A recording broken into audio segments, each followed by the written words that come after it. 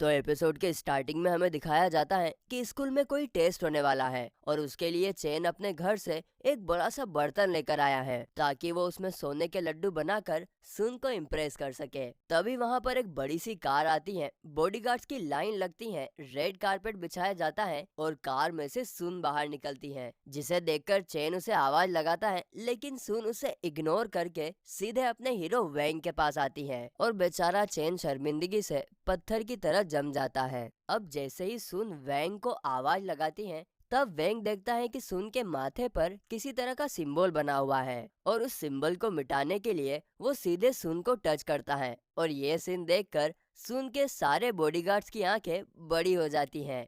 लेकिन उन्हें क्या पता कि वैंग ने सिंबल को मिटाने के लिए सुन को टच किया था।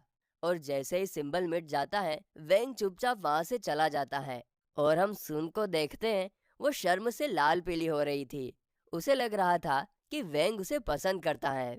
इसके बाद हम सीधे क्लासरूम का सीन देखते हैं, जहाँ पर टीचर सभी को सोने के लड्डू बनाने की बेसिक रेसिपी सिखाने वाली है। वो सभी को कहती हैं कि जैसे जैसे मैं करती हूँ उसे फॉलो करते जाओ। लेकिन वो इतनी तेजी से रेसिपी बताकर खत्म करती हैं कि स्टूडेंट्स में से किसी को भी कुछ समझ नहीं आता।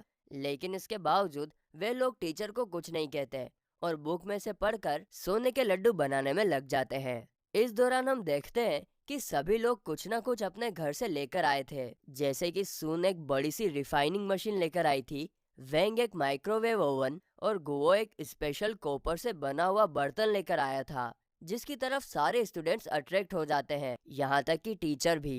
तभी चेन का लोहे का बर्तन ब्लास्ट हो जाता है, क्योंकि चेन ने उसमें कुछ ज्यादा ही इंग्रेडिएंट्स डाल दिए थे, जिसे देखकर चेन भागता हुआ क्लास से बाहर चला जाता है। इसके बाद टीचर सभी को एक ब्रेक लेने को कहती है, क्योंकि सोने के लड्डू बनने में टाइम लगने वाला है। अब जब क्लास में कोई नहीं होता, तभी डॉग, जो कि असल में जाइंट फ्रॉग था, वो गुओ के बर्तन को खाने के लिए आता है, क्योंकि उसकी एनर्जी उसे अट्रैक्ट कर रही थी। लेकिन तभी वहाँ पर वेंग आ जाता है। दरअसल उसे शक हो गया था कि डॉग कुछ ना कुछ जरूर करने वाला है, लेकिन वेंग कुछ कर पाता उससे पहले ही डॉग खिड़की से छलांग लगा देता है। वेंग भी उसके पीछे जाता है। तभी हम देखते हैं कि डॉग छलांग लगाकर नीचे के फ्लोर पर आ गया था, लेकिन वेंग सीधे नीचे चला जाता है। ये सोचकर डॉग काफी खुश होता है कि उसने वेंग को चकमा दे दिया।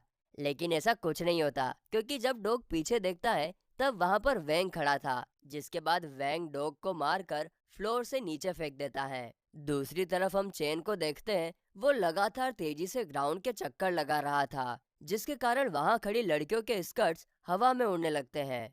दरअसल चेन को डर लग रहा था, क्योंकि जो बर्तन ब्लास्ट हुआ वो एक पुश्तैनी बर्तन था और काफी मिन्नतों के बाद उसके डैड ने उसे स्कूल ले जाने के लिए अलाउ किया था। साथ ही में धमकी भी दी थी कि अगर बर्तन को कुछ हुआ तो वो उसे नहीं छोड़ेंगे।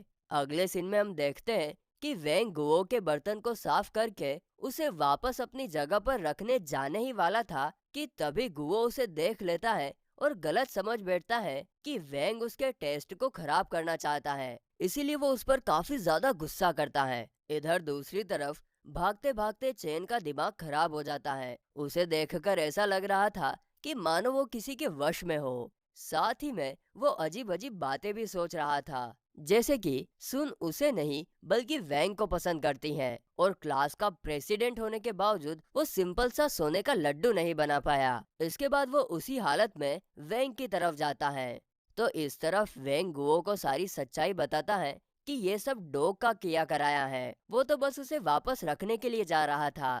लेकिन गुओ उसकी बात पर विश्वास नहीं करता और अपना बनाया हुआ पॉइजन उसकी तरफ शूट करता है। इस पॉइजन से वैंग तो आसानी से बच जाता है, लेकिन वो पॉइजन सीधा पीछे से आ रहे चेन के मुंह में चला जाता है और वो बेहोश हो जाता है।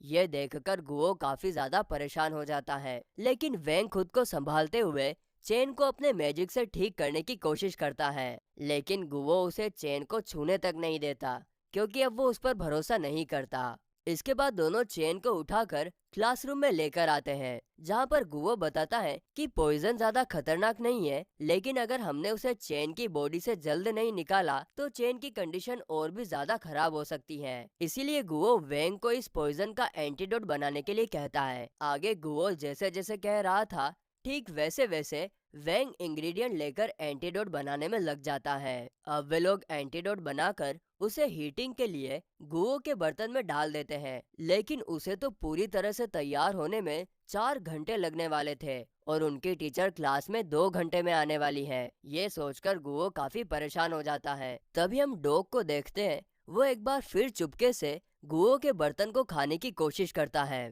लेकिन इस बार टाइम रहते गुओ उसे देख लेता है और अपने मैजिक से उसे उठाकर फेंकता है। तभी वे लोग देखते हैं कि जिस हीटिंग प्रोसेस को टाइम लगने वाला था वो 2 मिनट में ही स्टार्ट हो गई है। इससे दोनों समझ जाते हैं कि डॉग के पास टाइम को आगे पीछे करने की स्पिरिचुअल फोर्स है, इसीलिए वे उसे टॉर्चर करके अपना काम पूरा करते हैं, जिसके कारण जो एंटीडोट 4 घंटे में रेडी होने वाली थी वो 2 मिनट में ही रेडी हो जाती है।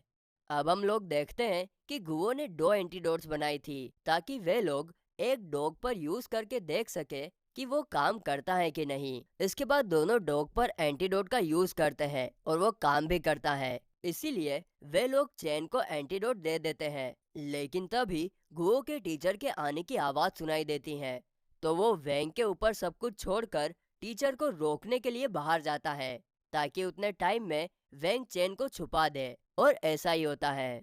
जब टीचर क्लास के अंदर आती है तो वहाँ पर चैन नहीं था। आगे टीचर सबसे पहले गुओ का बर्तन देखती है, जिसमें से एक परफेक्ट कंडीशन में सोने का लड्डू बाहर निकलता है और वैंग के माइक्रोवेव ओवन में से टूटा हुआ लड्डू निकलता है। ये सब देखकर गुओ को लगता है कि वैंग ने अपना बनाया हुआ सोने का लड्डू उसके बर्तन में डाल दिया और चेन का एक्सप्लोड हुआ सोने का लड्डू अपने में रख दिया। वैंग को ऐसा करते हुए देख गुओ को काफी अच्छा लगता है और वो उसे अपना सच्चा दोस्त मानने लगता है। लेकिन हम ऑडियंस देख पाते हैं कि ऐसा कुछ नहीं हुआ था, क्योंकि जो लड्डू वैंग की माइक्रोवेव ओवन से निकला वो उसी ने बनाया था और जो सोने का लड्डू गुओ के बर्तन में से निकला वो गुओ ने ही बनाया था।